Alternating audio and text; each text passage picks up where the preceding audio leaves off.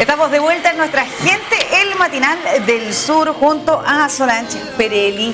Y nos acompaña en el set, fíjense, el doctor Rodrigo Fuente Álvarez, decano de la Facultad de Educación de la Universidad Autónoma de Chile. ¿Cómo está? Bienvenido. Bienvenido.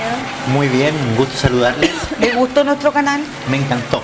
Qué bueno tenerlo presencialmente acá. Sí, bueno, hicimos un esfuerzo y la idea era poder efectivamente compartir cara a cara. Yo creo que es uno de los problemas importantes respecto al tema que vamos a hablar a continuación. Sí, vamos a hablar, fíjate, Solange, de un tema que ha salido mucho a la palestra durante las últimas horas, que tiene relación con datos principalmente de la deserción de estudiantes, ¿cierto? Que es un número importante, pero también hay deserción de docentes. Para hablar de ambos temas, el doctor Fuente Alba nos va a comentar sobre cifras que preocupan sobre todo por los profesores. Sí, bastante preocupante.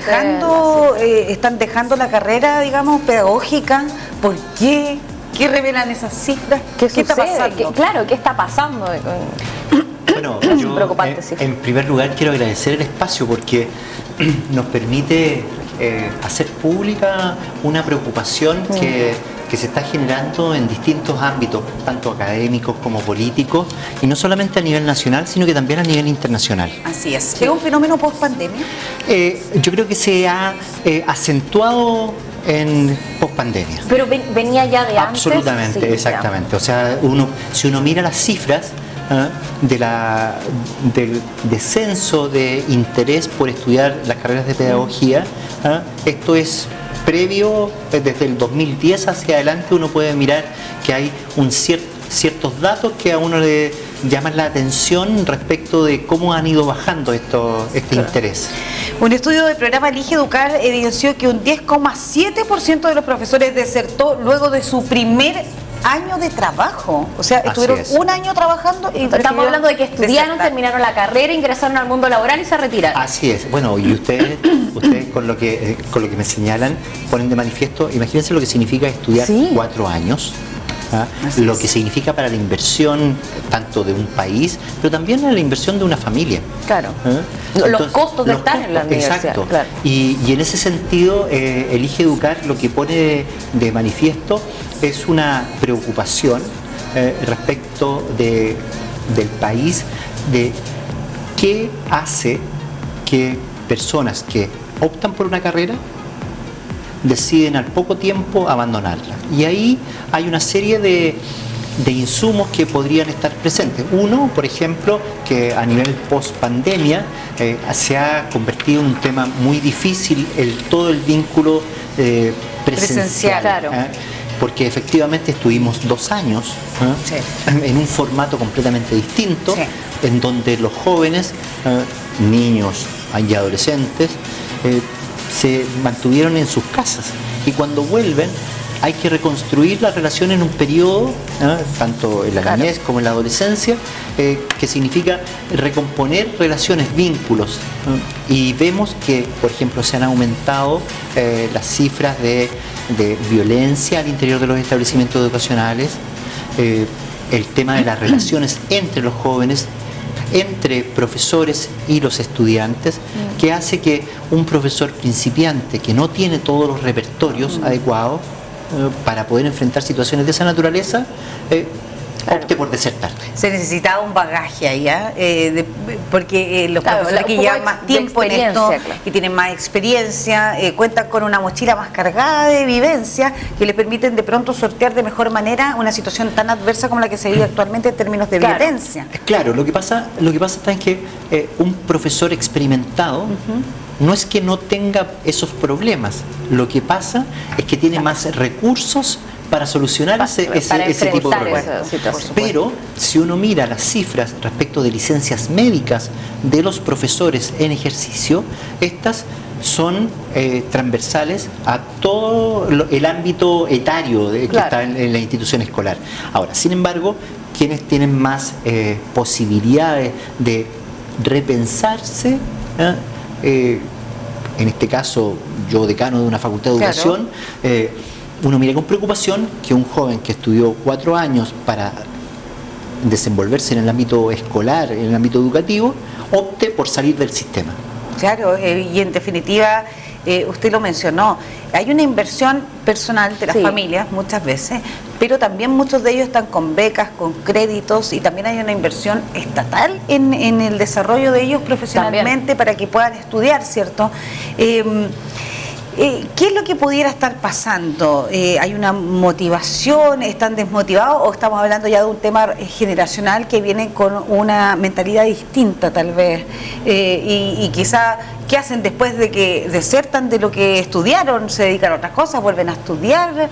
¿Qué es lo que estaría pasando? A ver, yo diría que lo que tú señalas pone de manifiesto la multiplicidad de factores que están incidiendo. Sí. Primero, yo creo que hay que colocar sobre la mesa que esto no es un tema de una sola situación. Sí, hay múltiples factores. Múltiples factores. Y quiero compartirles algunos de lo que muestra la evidencia. El tema del desgaste socioemocional de los profesores, yo diría que hoy día hay acuerdo transversal a nivel nacional que es un factor preponderante. El tema de las relaciones, en términos de reconstituir relaciones al interior de la institución escolar, ha sido un tema complejo. 2 años de pandemia son tremendos. Sí. Son tremendos. Estamos hablando de casi un 20% de la historia del trayecto escolar. Claro, es un porcentaje importante. Es un porcentaje importante. Sí. Luego de eso está que hoy día los jóvenes que estuvieron en sus casas se relacionaban a través de la pantalla con sus profesores y profesoras. Claro. Por otro lado, está el tema de cómo se generaban estas relaciones entre los profesores también. ¿Qué es lo que nos pasó en estos 2 años de pandemia? Tanto profesores como estudiantes tuvieron que abrir sus casas. La intimidad. La intimidad. Claro. Entonces se produjo un tema de saturación en donde no se puede separar el espacio profesional del espacio personal. Se vive todo en un mismo espacio. Claro. Y eso en algún momento tenía que explotar. Claro. Ahora, la paradoja de esto es que el mismo estudio de Elige Educar y otros que se han hecho a nivel nacional ponen de manifiesto que es muy importante ser profesor o profesora en este país. O sea, ¿qué haríamos sin profesores? Bueno, exactamente, claro. Porque un padre, una madre se ha dado cuenta de lo complejo que es tener a un joven, a un niño, una niña, interesado desde las 8 de la mañana a las 4 de la tarde. Y que algo de eso quede. Exactamente. Entonces, la paradoja está en que sabemos que es importante, pero se produce que los jóvenes que ingresan al ejercicio profesional optan, en algunos casos, y tú haces un alcance interesante, porque de ese 10,7%, no todos desertan absolutamente, sino que están 1 año o 2 años y después vuelven al sistema escolar. Perfecto. Ahora, ¿qué es lo que pasa? Que no vuelven a aquellos sectores donde más se necesita, y ahí es donde tenemos problemas. Claro. Y los sectores que más se necesitan, me imagino que son las escuelas más municipales, las que están en los servicios locales. Claro, lo que pasa es que si uno mira la composición de los establecimientos educacionales a nivel nacional, nosotros tenemos alrededor de 11.200 establecimientos educacionales. De esos 11.000, el 49% son particulares subvencionados y el 45% son municipalizados. Esos son datos súper clave e importantes. Por eso lo menciono. O sea, porque aquí, ¿cuánto nos queda de porcentaje de particulares? 5,5. Y hay un 0,6 de administración delegada. Pero de esos establecimientos, entonces donde se observa un mayor número de deserción es en aquellos colegios particulares subvencionados más pequeños. Los rurales generalmente en la Araucanía. O los colegios municipalizados que efectivamente tienen menos repertorio de apoyo en ese sentido. Nos hablaba usted de un porcentaje menor, administración delegada. ¿Serían los? Que son aquellos establecimientos que están por norma, tienen la tuición directa del Ministerio de Educación. Perfecto, es un número muy ínfimo, pequeñísimo. Exactamente. Doctor, tengo otra duda. Hemos hablado harto como de la relación y todo lo complejo que ha sido desde la pandemia, pero ¿qué sucede también con la carga laboral?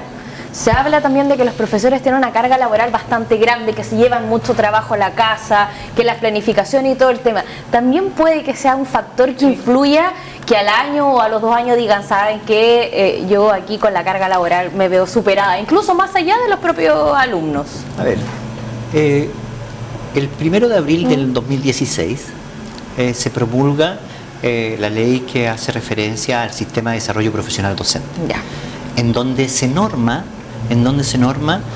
la cantidad de tiempos, tanto tiempos lectivos como tiempos de libre disposición o de trabajo paralelo que tienen que hacer los profesores y profesoras.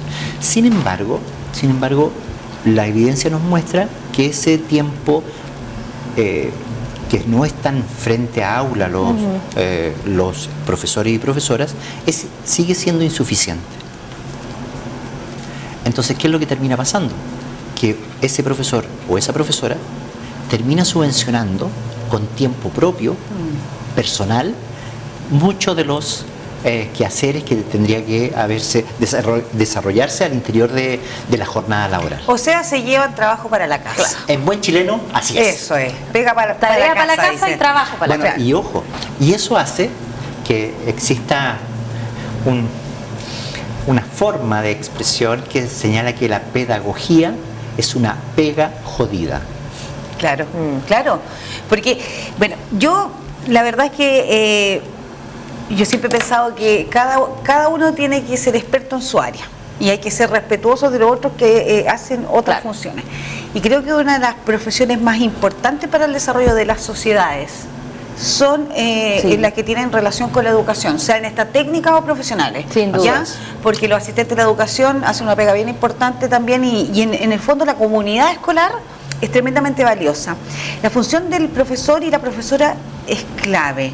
Durante los últimos años hemos visto que han llegado nuevos profesores. Yo lo vi con mi hijo en particular, profesores más jóvenes, casi de la edad mía o menores que yo, que estaban realizando la docencia.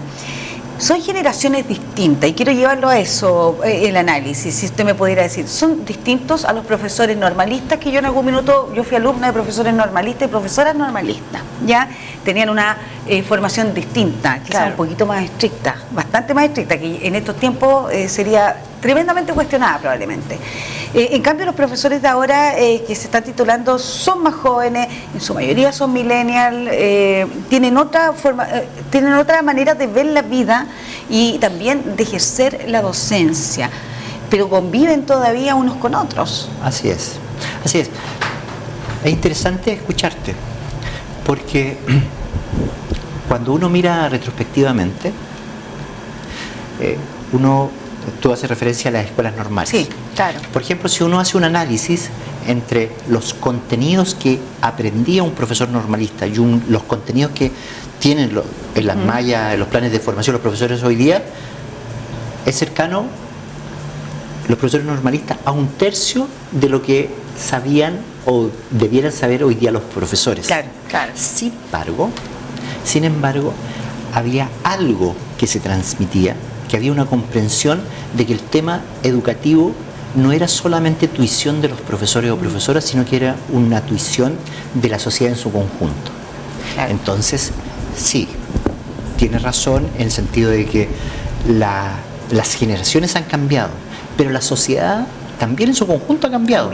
Claro. Y entonces le atribuye a veces solamente a la escuela y a los profesores y profesoras una responsabilidad que es de todos. Exacto. Claro que sí. Entonces, por ejemplo, cuando hablamos de la permisividad, por ejemplo, no es un tema que solamente se trabaje al interior de la institución escolar, es un tema que se tiene que trabajar socialmente. Entonces, ahí yo creo que hay una distinción que más técnica que uno tendría que señalar que un tema es la educación en la cual somos responsables todos.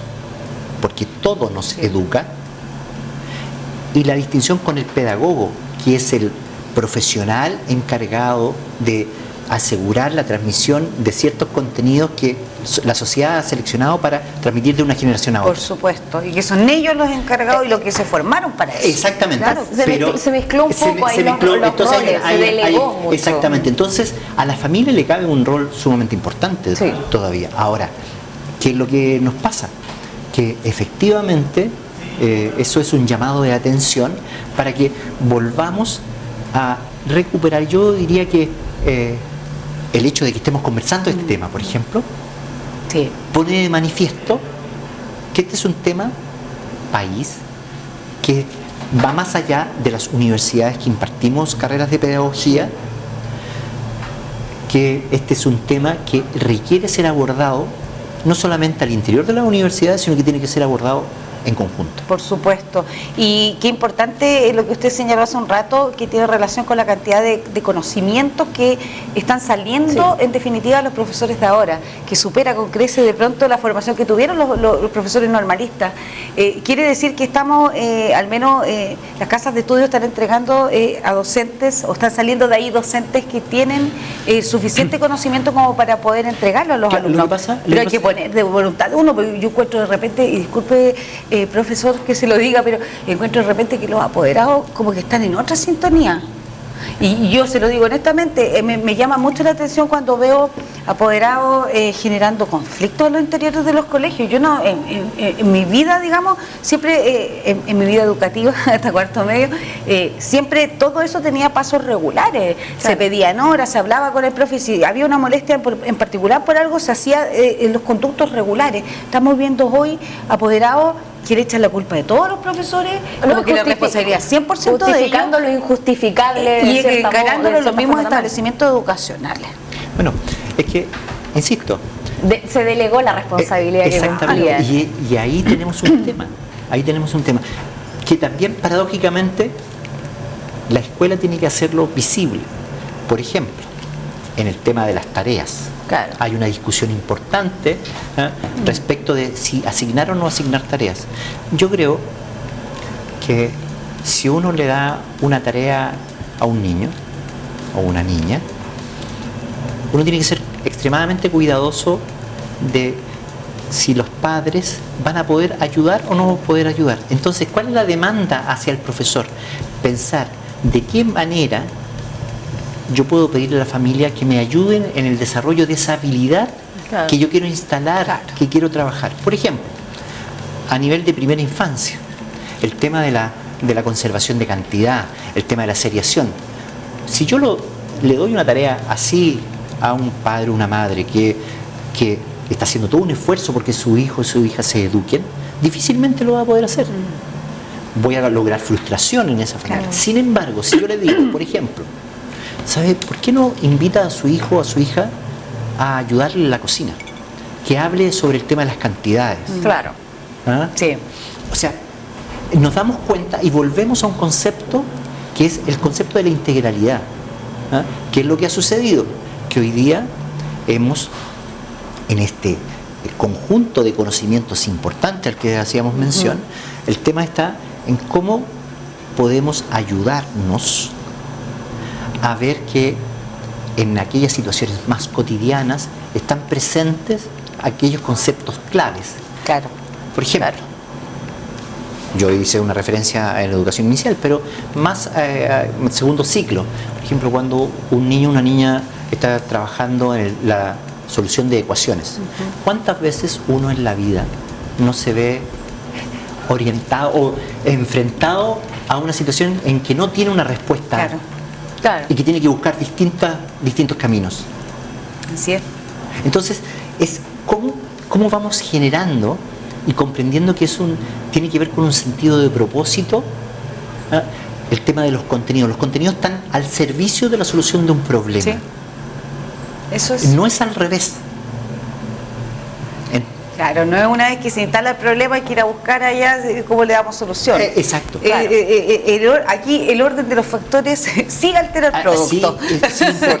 Claro, sí importa. Yo siempre he dicho que a mi hijo de chiquitito yo empecé a decirle, llegaba con un problema. Mamá, no sé qué cosa.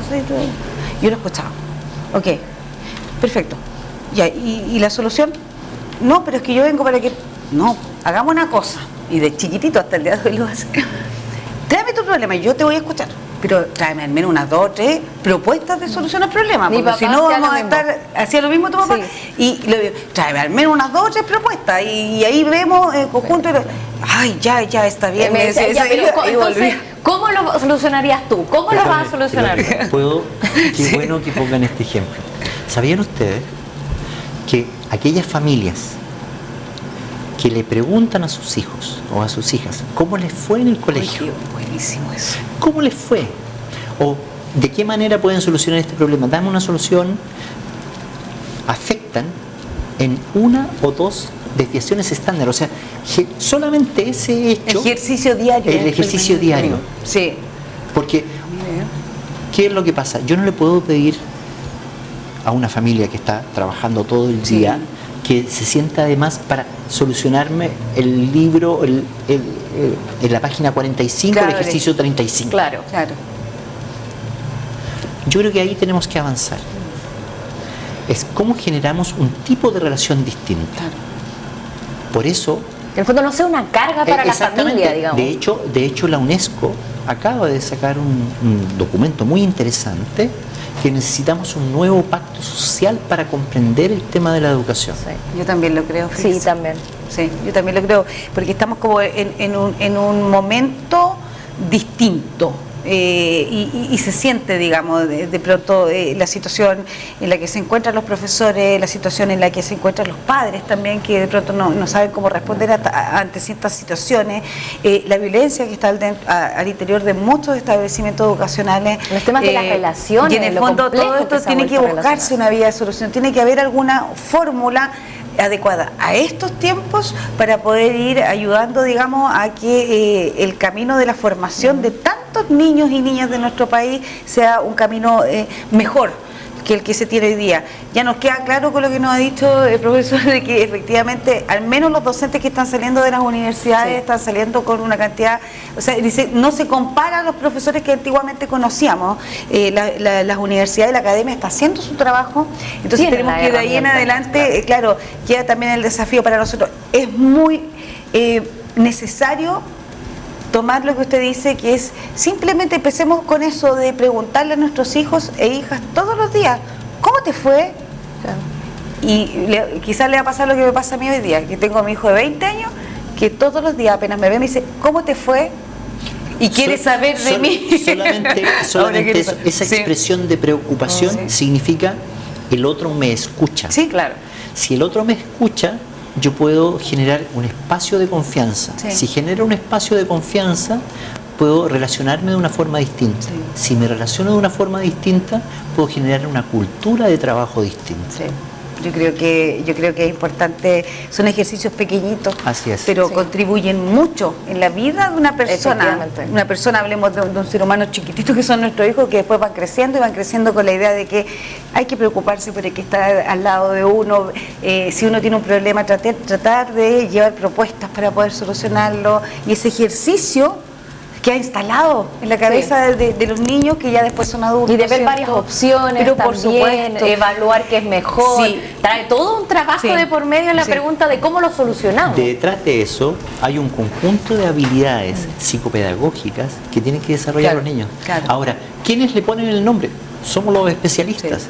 Pero no, pero lo que podemos hacer es con estos pequeñas recomendaciones. El hecho de poder leerle una página, compartir una lectura. Por ejemplo, tú partiste haciendo referencia a la lectura que hiciste sobre un estudio de Elige Educar. Claro. O sea, la curiosidad, la pregunta que hay detrás. Sí, yo creo que esperemos que el llamado que hace la UNESCO, ¿cierto?, de este nuevo pacto social en relación a la educación sea acogido, ¿cierto?, acá en nuestro país. Es necesario, los profesores son clave. O sea, sin profesores y profesoras, no sé qué podemos hacer. Yo pienso que nada. Entonces es importante al menos que se generen instancias idóneas, ¿cierto? Sí. Para que puedan ellos desarrollar su trabajo, para que el número de deserción disminuya, ¿cierto? Deserción de profesores y también deserción de alumnos, y que por supuesto logremos en definitiva ir construyendo toda esta etapa formativa de los niños de manera óptima, ¿cierto? Es como lo ideal. Muchas gracias, profesor, por acompañarnos el día de hoy. Muchas gracias. Un gusto. Y nosotros nos vamos a ir a una pausa. Volvemos enseguida.